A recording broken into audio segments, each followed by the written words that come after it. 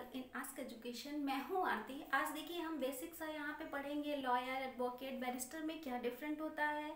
Normally देखिए सुनने में एक जैसा ही लगता है कि लॉयर और एडवोकेट एक ही व्यक्ति है, लेकिन इनमें माइनर डिफरेंट होता है। चलिए हम देखते हैं, यहाँ पे स्टार्ट करते हैं। लॉयर लिखा हुआ है, देखिए क्या लिखा हुआ है, a person studying law means ऐसा व्यक्ति जिसने लॉ की पढ़ाई की हुई है वो क्या कहलाएगा, लॉयर कहलाएगा। मीन्स आपने LLB किया है, आप 3 साल का कोर्स किए हो या 5 साल का कोर्स किए हो, आप LLB की पढ़ाई किए हुए हो तो आप लॉयर कहलाओगे। देन क्या बता रहा है आपको, can not represent in court, but आपके पास ये अथॉरिटी नहीं होती कि आप कोर्ट में रिप्रेजेंट कर सको दूसरों के मामले को। मीन्स आप एज अ वकील या एज अ एडवोकेट आप दूसरों के मामलों को रिप्रेजेंट कर सको, ऐसी अथॉरिटी आपके पास अभी नहीं आई है। आपने सिर्फ और सिर्फ लॉ की पढ़ाई की हुई है, ठीक है।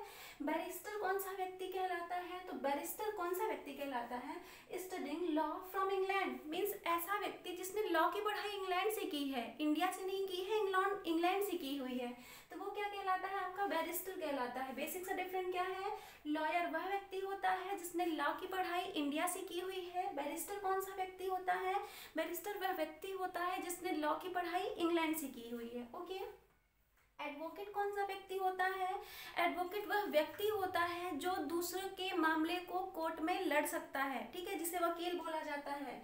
इसका क्या होता है कि जब आपने लॉ की डिग्री कंप्लीट कर ली है, लॉ की पढ़ाई कंप्लीट कर ली है, उसके बाद आपको BCI का एग्जाम क्वालिफाई करना होता है।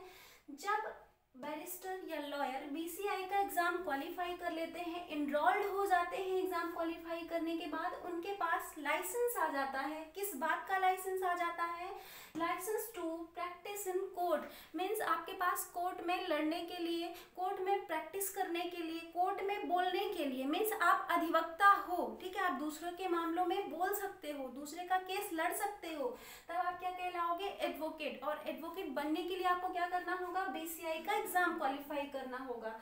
फिर देखिए क्या लिखा हुआ है, can represent client in court means client के जो मामले हैं इन्हें कोर्ट में रिप्रेजेंट किया जा सकता है जब आप BCI का एग्जाम क्वालिफाई कर लेते हो। एडवोकेट को यहाँ 3 पार्ट में डिवाइड किया गया है। फर्स्ट तो एडवोकेट आप समझ गए होंगे क्या होता है, जिसने BCI का एग्जाम क्वालिफाई कर लिया है वो एडवोकेट कहलाता है। दूसरा यहाँ पे क्या बता रहा है आपको, सीनियर एडवोकेट। तो सीनियर एडवोकेट क्या होते हैं, पहली बात उनको एक्सपीरियंस होल्डर होना चाहिए, वो पर्सन सीनियर एडवोकेट कहलाएगा या सीनियर एडवोकेट की उपाधि उसे दी जाएगी जो एक्सपीरियंस होल्डर हो, ठीक है, कम से कम यहाँ पे 20 सालों का उसके पास प्रैक्टिस हो कि उसने किसी भी कोर्ट में 20 सालों तक प्रैक्टिस किया हुआ है, ठीक है, 20 साल तक उसके पास ये लाइसेंस रहा है कि वो किसी के मामले में कोर्ट केस में लड़ सकता है, ठीक है। पहली बात एक्सपीरियंस होल्डर होना चाहिए। दूसरी बात नॉलेजफुल भी होना चाहिए। यदि नॉलेजफुल पर्सन नहीं है तो उसे सीनियर एडवोकेट नहीं बोला जा सकता है, सीनियर एडवोकेट का खिताब नहीं दिया जाएगा। ओके, अब देखिए यहाँ पे इंपॉर्टेंट क्या है, एडवोकेट ऑन रिकॉर्ड AOR, ठीक है। AOR क्या होते हैं, आपको मालूम है कि सुप्रीम कोर्ट में only and only AOR he case file कर सकते हैं। नॉर्मली सीनियर एडवोकेट और एडवोकेट यहाँ पे केस फाइल नहीं कर सकते। क्यों, हालांकि सभी कोर्ट्स के अपने कुछ रूल्स रेगुलेशन प्रोसीजर्स होते हैं, उनकी बात मैं नहीं कर रही हूँ, लेकिन नॉर्मली सुप्रीम कोर्ट में AOR ही केस फाइल कर सकते हैं। क्यों, क्योंकि देखिए यदि कोई भी नॉर्मली एडवोकेट या सीनियर एडवोकेट वहाँ पे जाए और वहाँ पे केस फाइल करे तो सुप्रीम कोर्ट का टाइम वेस्टेज होगा यहाँ पे, इस वजह से ऐसे कोई भी व्यक्ति वहाँ पे केस फाइल नहीं कर सकता। पहली बात, इसके लिए कंडीशन क्या होती है, देखिए आपको क्या करना होगा, AOR का एग्जाम क्वालिफाई करना होगा, ठीक है, और यहाँ पे 5 इयर्स का एक्सपीरियंस होना चाहिए, ठीक है। 5 इयर्स का एक्सपीरियंस का मतलब है कि 5 सालों के पास आपका 5 सालों का एक्सपीरियंस आपके पास होना चाहिए AOR बनने के लिए। और ये जो 5 साल बताए हुए हैं ये 4+1 में वर्क करता है, ठीक है, 4+1 में वर्क करता है।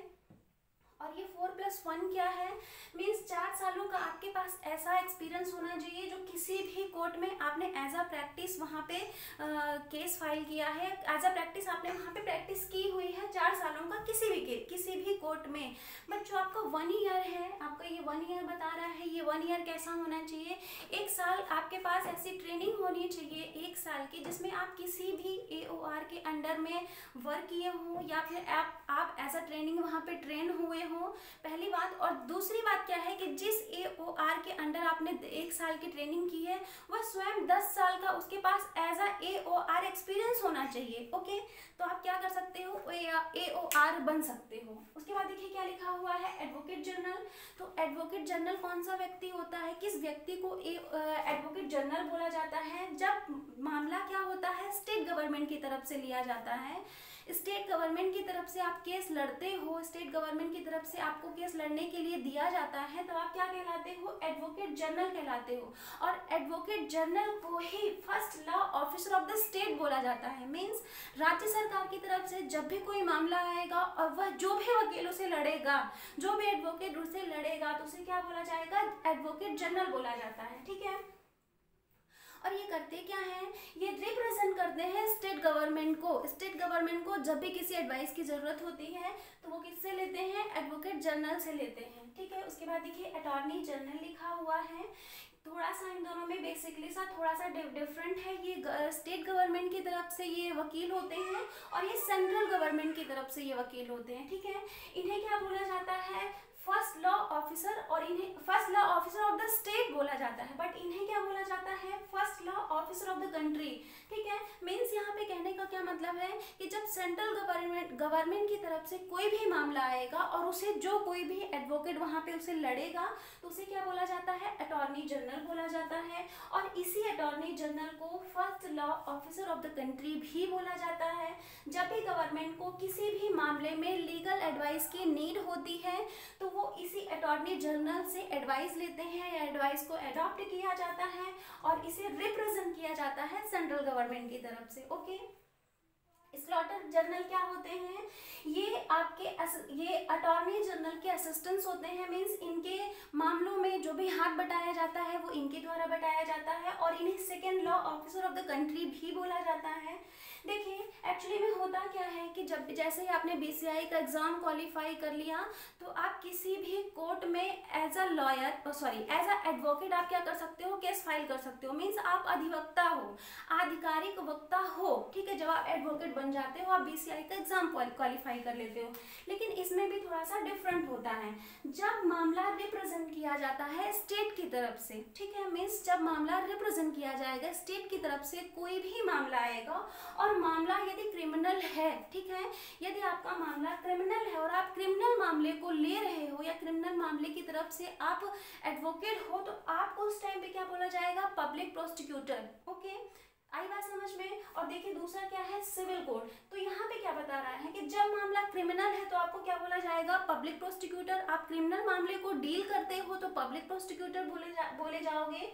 बट यदि आप सिविल मामले को डील करते हो स्टेट गवर्नमेंट की तरफ से तो गवर्नमेंट प्लीडर बोला जाता है उस व्यक्ति को। ठीक है, दोनों में डिफरेंट है। यहाँ पे क्रिमिनल मामले को डील करने वाले व्यक्ति को पब्लिक प्रोसिक्यूटर बोला जाता है, बट सिविल मामले को डील करने वाले व्यक्ति को गवर्नमेंट प्लीडर बोला जाता है। ओके, आई थिंक ये वीडियो काफ़ी इन्फॉर्मेटिव होगी आपके लिए।